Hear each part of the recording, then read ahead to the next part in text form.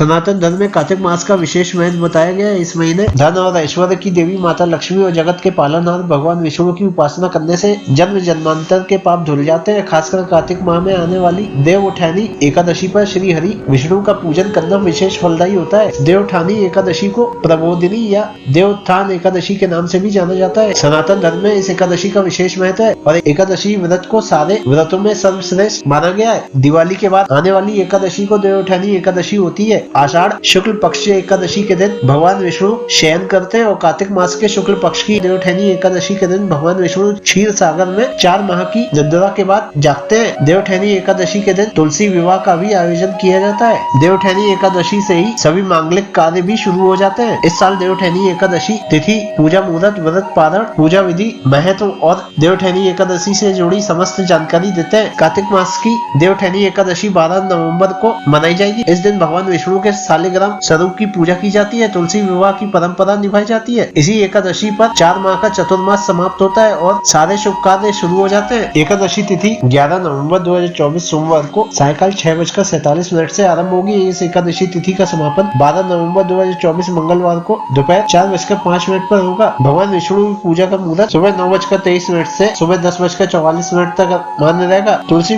पूजन का समय रात्रि 7:08 से आरंभ होगा और रात्रि 8:47 तक मान्य रहेगा। देवउठानी एकादशी का व्रत 24 घंटे के लिए किया जाता है। देवउठानी एकादशी व्रत का पारण कार्तिक मास की द्वादशी तिथि पर 13 नवंबर 2024 को सुबह 6:42 से सुबह 8:51 के बीच किया जाएगा। विधि विधान से देवउठानी एकादशी व्रत की पूजा करने के लिए कुछ विशेष पूजन सामग्री की आवश्यकता होती है। इन पूजन सामग्री को पूजा विधि में शामिल करने से भगवान विष्णु की कृपा बनी रहती है। देवउठानी एकादशी की पूजा के लिए जरूरी सामग्री में भगवान विष्णु की प्रतिमा या चित्र, तुलसी का पौधा, चौकी, धूप, दीप, वस्त्र, माला, फूल, सुहाग का सामान, लाल नारियल, सुपारी, फल, लौंग, घी, पंचामृत, अक्षत, तुलसी दल, चंदन, मिष्ठान आदि पूजा की इन सामग्रियों को अवश्य शामिल करें। एकादशी से एक दिन पहले दशमी तिथि के दिन सात्विक भोजन ग्रहण करें और सूर्यास्त के पश्चात भोजन ग्रहण न करें। एकादशी की पूजा विधि में एकादशी के दिन प्रातः काल सूर्योदय से पहले उठकर स्नान कर ले एवं स्वच्छ वस्त्र धारण करें। इसके पश्चात पूजा स्थल की साफ सफाई करें और पूजा स्थल को गंगा जल से शुद्ध कर ले। इसके बाद आसन पर बैठकर और हाथ में गंगा जल लेकर व्रत करने का संकल्प ले। इसके पश्चात भगवान शालिग्राम यानी भगवान विष्णु के स्वरूप की मूर्ति को पंचामृत से स्नान कराए एवं स्वच्छ वस्त्र पहनाए तथा शालिग्राम पर तुलसी पत्र अवश्य चढ़ाए।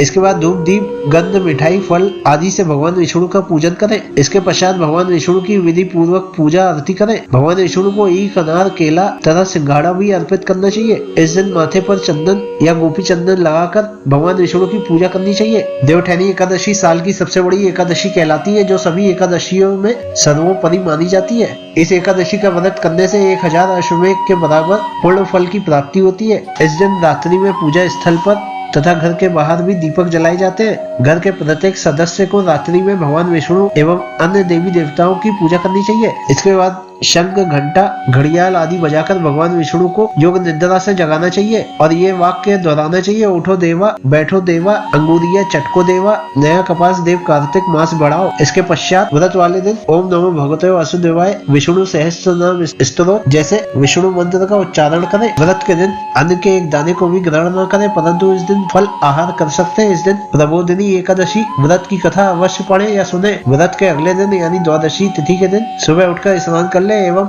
स्नान करने के पश्चात भगवान विष्णु की पूजा तथा आरती करें। इसके पश्चात सही मुहूर्त में व्रत का पारण करें।